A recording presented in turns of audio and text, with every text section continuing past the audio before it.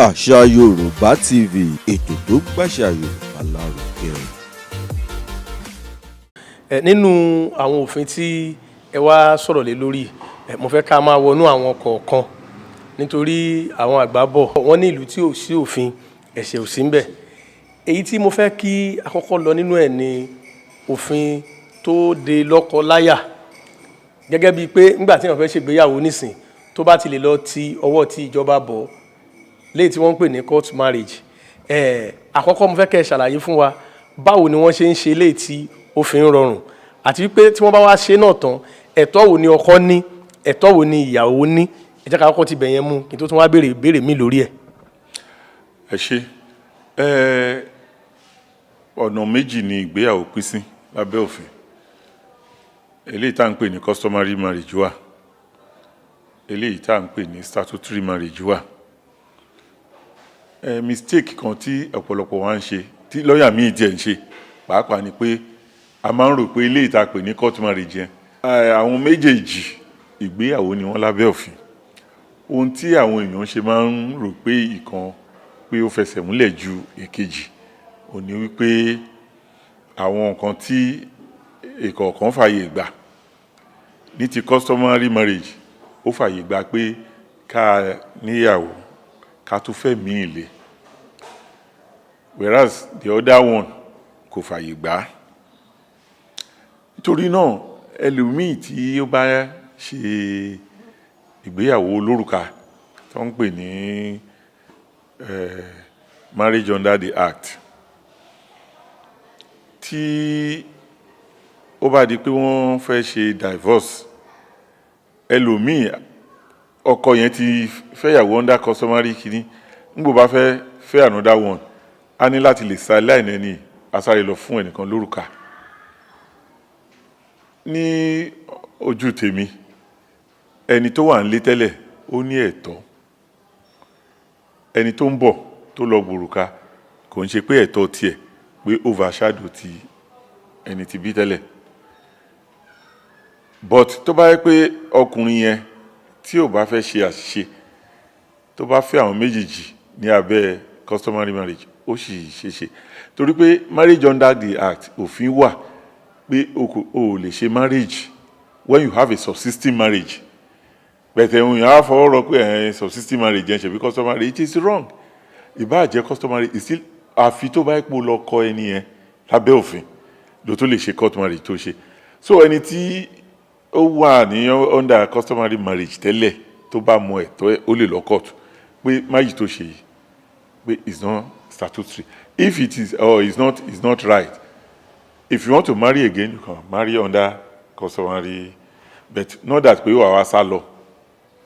wàá lọ ṣe marriage under the act believing that ṣebí customary marriage nílé. Torí ẹ̀ lèmi ṣe ń bá àwọn ènìyàn sọ pé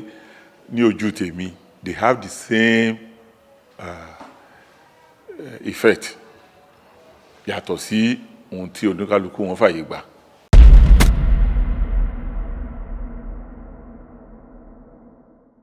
Ìbéèrè tí mo tún fẹ́ béèrè láàrin yẹn ni wípé ká gbà wípé a rí obìnrin tó jẹ́ wípé ìgbéyàwó tóun àti ọkọ ẹ̀ ṣe, bóyá wọ́n kàn ríra wọn lọ́wọ́ fúnra wọn lóyún tó di ọmọ, ṣe mọ̀ pé kò sí lábẹ́ òfin. Ká wá rí ẹnìkan tóun wá ṣe tiẹ̀, tọkọ padà wá ṣe tó ṣe lábẹ́ òfin, tó ṣe bó ṣe yẹ kó ṣe. Ẹ jọ̀ọ́, ṣé ẹni tí kò ṣe ìgbéyàwó lábẹ́ òfin rárá yìí tó sì ní ọmọ fún ọkùnrin, ǹjẹ́ ó ní ẹ̀tọ́ kankan nínú dúkìá ọkọ ìyá àbí kò ní rárá? Ó dà pé ẹ̀gbọ́n ẹ ti dáhùn ìbéèrè yẹn, because kò ṣe ìgbéyàwó, ṣùgbọ́n gbogbo ọmọ tán bí wọ́n ní the same ẹ̀tọ́ pẹ̀lú ọmọ tó bá tún bí ní ibikíbi tó bá lọ. Nígbà tó bá ti di ọkọ bá ti acknowledge pé òun ló bímọ yẹn fún páwọn ọmọ òun ni. Láyé àtijọ́ àwọn ọmọ yẹn lè sọ pé wọn wà protected, but constitution tá ń lò ń sìn kò fàyè gbà. Àti ọmọ tán bí yálà wọ́n ṣègbéyàwó àbí wọ́n ṣègbéyàwó, àti ọmọ tán bí nígbà tán ṣègbéyàwó, gbogbo ẹ̀tọ́ kan náà ní sí dúkìá bàbá wọn. Ṣùgbọ́n ẹni tó ní wọn ò fẹ́ yẹn kì í ṣe ìgbéyàwó, ọ̀rẹ́ lásán ni, and òyìnbó gan lórúkọ fún wọn ní they are living in concubinage. bẹ́ẹ̀ tí ọmọ bá ti wọ̀ whatever the status of the woman àwọn ọmọ yẹn ẹ̀tọ́ kan náà ní pẹ̀lú àwọn ọmọ tó bí pẹ̀lú àwọn ilé tó fẹ́ ní ṣùlọ́kà.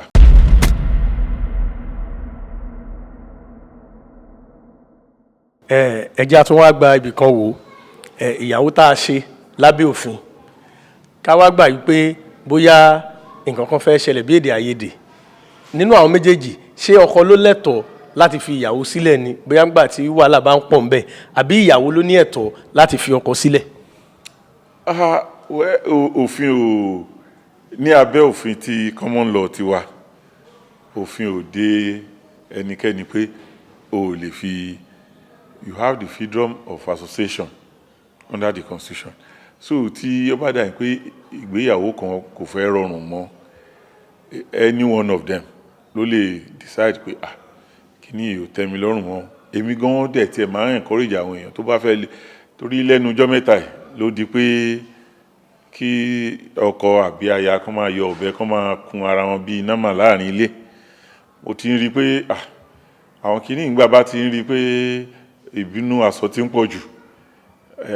bàbá fi ọra wa lẹ̀ tá a wà láyé ó tẹ́ni lọ́rùn jù pé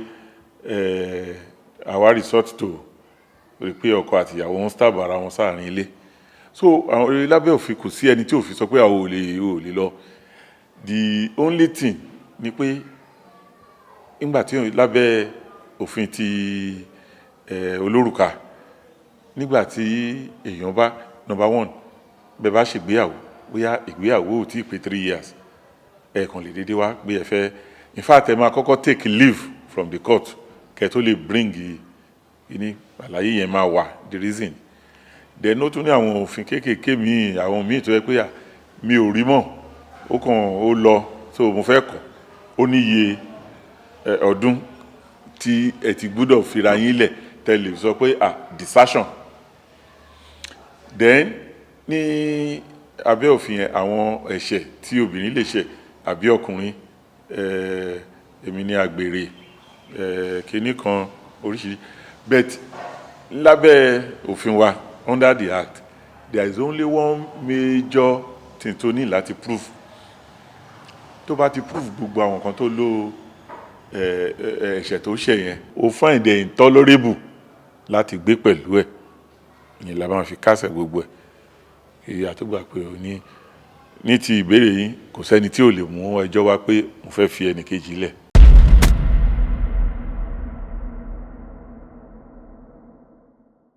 ká wá gbà yìí pé irú nǹkan báyìí wá ṣẹlẹ̀ tí ọkọ yìí tó dẹ̀ pé bóyá òun ló kọ́lé tó dẹ̀ ní oríṣiríṣi dúkìá bóyá òun ló fi ìyàwó sílẹ̀ ni àbí ìyàwó ló fi sílẹ̀ ǹjẹ́ ìyàwó yìí ó ní ẹ̀tọ́ sí dúkìá yìí àbí báwo ni wọ́n ṣe fẹ́ yanjú ẹ̀. ẹ ṣe olóòtú inú mi dùn sí ìbéèrè yẹn ṣe rí under the act òfin fàyè ẹ lẹ̀ pé àwọn property tẹ́ bá acquire lẹ́sẹ̀ tọkọ acquire pé ẹjọ́ acquire ẹ̀ ni ọkọ lè máa ṣiṣẹ́ kíyàwó jẹ́ full time housewife òfin believe pé ó ní àwọn àyè kan tí ìyàwó yẹn dí kó tó lè di pé onífọ̀kànbalẹ̀ láti kó gbòòrùn kìíní ìjọ then ní under customary law kí nítorí nǹkan kan máa ń ṣẹlẹ̀ inú mi dùn pé a ní àǹfààní sìn láti gbé jáde ọkùnrin míì àkọ́lé afẹ́yàwó síbẹ̀ abímọ síbẹ̀ ìgbà tí àárín wọn bá dàrú àfilẹ̀ yẹn lẹ̀ a lọ àwa gbọ́ pé létà ó ta lé ẹ̀ mọ́ ìyàwó lórí mo fẹ́ fi àkókò yìí sọ fún yín pé ìyàwó tó bá jáde nínú ilé yẹn láì lọ bá lọ́ọ̀yà ó kàn fi dúkìá ṣòfò ni nítorí pé ilé tí ọkùnrin àti àwọn ọmọ àti àwọn tó máa ń gbé ilé tó bá kọ́ kò ń ṣe ilé ẹ̀ mọ́ it's now a family house kò ní ẹ̀tọ́ láti ta ilé yẹn without the consent of the wife so ẹ̀ tó bá ra ilé yẹn ó sanwó nù ni tí obìnrin yẹn bá mọ ẹ̀tọ́ ẹ̀ ìbáà jẹ́ customary marriage o ìbáà jẹ́ marriage under the act it does not matter once you have a home tó fi ìyàwó sí tó fọmọ sí tẹjọ wà ń bẹ o ò lè ta without their consent àwọn ọmọ lè kéré kọ́ máa tí lè give consent bẹ̀t ìyàwó ó gbúdọ̀ mọ̀ nípa ẹ̀ torí ńgbà míì àìmọye ìgbà tó máa ń wá bá wa bẹ́ẹ̀ yẹn pé ọkọ àwọn ti ta lé èmi àti sáré kẹ́rù pé òun mọ̀ pé ó ti ta lé ẹ̀ tó bá takú síbẹ̀ in fact tí bá fẹ́ advice èèyàn ẹni tó bá ti kọ́ yọjú báyìí lọ fọlọ́pàá mu from there go to your lawyer. So ní ti òfin ìgbàlódé ọ̀pọ̀lọpọ̀ ìgbà ọ̀dọ́ mi ò mọ̀ bóyá ó kọ́mọ̀ Nàìjíríà wọn bí tó bá jẹ́ àwọn ìlú tófin ti fìdí wọ́n máa pín ni wọ́n á pín sí méjì fún yín. Èmi gan ní àwọn ìlú òyìnbó yẹn wọ́n máa ní kọ́kọ́ jáde ni pé kó fi ilé yẹn lẹ̀ fún obìnrin àtàwọn ọmọ tó bí. Bẹ̀rù dà ní pé mi ò rí pé yẹn tí ìkọ́mọ̀ Nàìjíríà ń bí bẹ̀tì pé kán pín dúkìá yẹn nǹkan tó fi sọ nìyẹn under the act.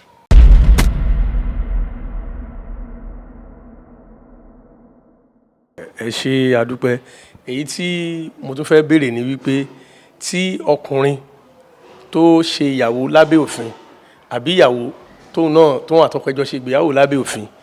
kí wọ́n wá ṣàdédé lo òfin lọ́wọ́ ara wọn pé ọkùnrin yẹn lé ìyàwó jáde láì lọ síbi tó yẹ kó lọ lọ́dọ̀ àwọn tó mọ̀ nípa òfin àbí ìyàwó náà ló dédé kúrò,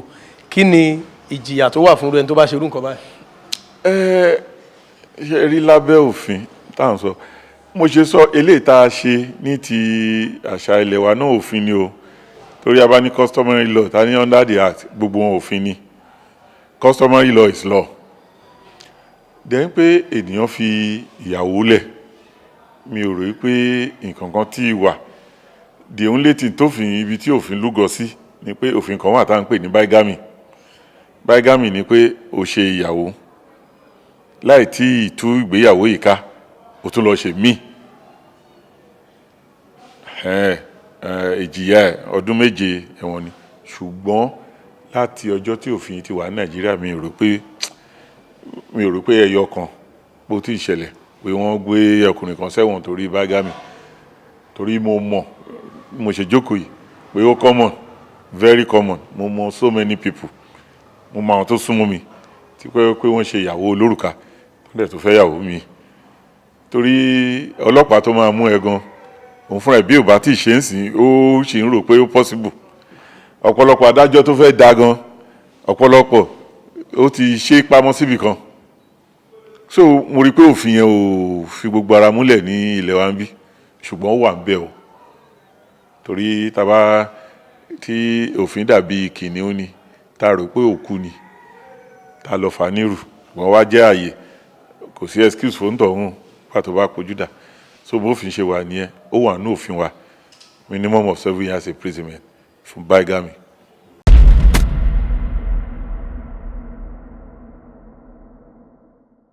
Tí a bá tún rí ọkọ láyà tí wọ́n ṣe ìgbéyàwó lábẹ́ òfin ṣùgbọ́n tí ìpínyà bá wá dé ta ló lẹ́tọ̀ọ́ nínú àwọn méjèèjì láti kó àwọn ọmọ tí wọ́n bá bí sí ọ̀dọ̀? Ẹ ṣe inú mi tún dùn sí question yìí náà. Ṣé rí tá bá lọ court àti customary court o fún customary marriage àti nígbà tó bá ti di pé wọ́n fẹ́ pín àwọn ọmọ àbí wọ́n fẹ́ ṣe nípa bí àwọn ọmọ ibi tó máa gbé àbí ẹni tá máa kọ́mọ fún wọn kì í wo ẹni tó jẹ̀bi àti ẹni tó jàre inú wọn. The only thing tí kóòtù máa wò ni pé kí ni the best thing fáwọn ọmọ yìí tó bá wo ìgbé ayé àwọn méjèèjì bóyá eléyìí ló ṣe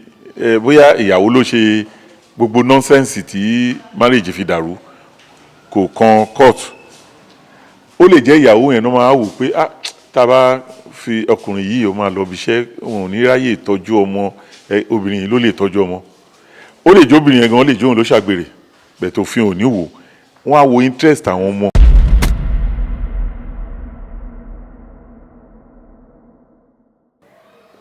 Ilé ẹjọ́ lágbára láti yan àwọn èèyàn kan pé ẹ̀yin ni kẹ́ bá tọ́jú ọmọ yìí. Àwọn social welfare wọ́n máa recommend bó jẹ́ láàrin family wọn ni ọ̀bọ̀n ọ̀bàrí tó bá dẹ̀ rí ẹni tó lè jẹ́ bí alágbàtọ́ tó ń rí pé àwọn ọmọ lè gbé lọ́dọ̀ ẹ̀. Ilé ẹjọ́ lágbára láti yan bẹ́ẹ̀ ní pàtàkì jùlọ kò ń ṣe pé ẹni tó lówó jù kò ń ṣe ẹni tó ìwà ẹ̀dá jù kò kò ń ṣe ẹni tí bóyá ẹni tá à ní fún ni ẹni tó ń ló ṣe ló dá interest àwọn ọmọ nìkan ni kóòtù máa ń wò, the best interest of the children, ẹni tó lè protest interest yẹn jù òun ló máa kọ́ wọn fún, kò ń ṣọ̀rọ̀ ẹbí àbí ààrẹ. ẹ ṣeun. A tún wá gbọ́ kan lórí ọ̀rọ̀ yìí náà, wọ́n ní nígbà míì pé bàbá ọmọ máa ń lẹ́tọ̀ọ́ láti gba ọmọ, àmọ́ bóyá ó ní èjì tí ọmọ máa wà kí ó tó di pé wọ́n lè fà lé bàbá ẹ̀ lọ́wọ́, ṣé òótọ́ leléyìí náà? Mo lè ní traditionally láti bẹ̀rẹ̀ títí dópin bàbá ló lọ́mọ ní abẹ́ òfin tiwa, ṣùgbọ́n òfin mọ̀ wípé àwọn ọmọ yìí ní ìgbà kan wọ́n máa dé age kan tán lè decide nǹkan fúnra wọn, which usually is the age of 18. Even tán bá fún wọn ní custody yẹn gan will last,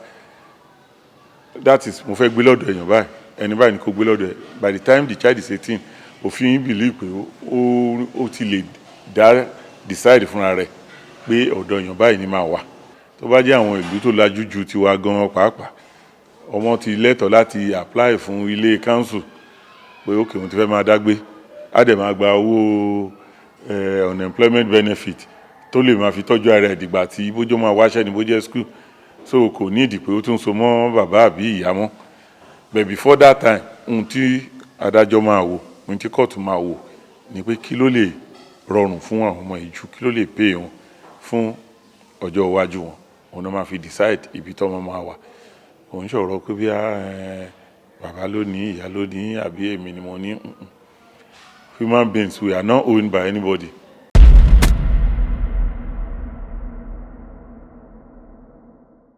Ọ̀rọ̀ lórí òfin òun lẹ ti gbọ́ lẹ́nu amòfin wa tí wọ́n ṣàlàyé fún wa yìí. Wọ́n ní ó kù ní ìbọn tún ró, a tún máa mú míì wá lákọ̀tún tí a tún gbé wọn wá tẹ́ sì tún máa rí ẹ̀kọ́ kọ́ tẹ́ mọ̀ nípa òfin orílẹ̀-èdè wa yìí láti lè máa tẹ̀lé tí àní lè máa ṣìnà. Ìwọ wá ní ìbéèrè kan lórí àwọn nǹkan tí wọ́n tú wa sílẹ̀ lórí ẹ̀ yìí tí o fẹ́ béèrè, àbó ní nǹkan kan tí ò yé yín tí ẹ fẹ́ mọ̀, gbogbo ọ̀rọ̀ tẹ́ bá fẹ́ bá wa sọ ẹ tẹ̀ sí abẹ́ àwòrán tí ẹ ń wò yìí, a ó sì fún yín ní èsì lórí ẹ̀. Àṣà Yorùbá TV ó ní kíkà kí yín wípé ọdún ayọ̀ la ó ṣe o, a ò ní ṣọdún ìbànújẹ́ o, ire o. Àṣà Yorùbá TV, ètò tó gbàṣà Yorùbá lárugẹ.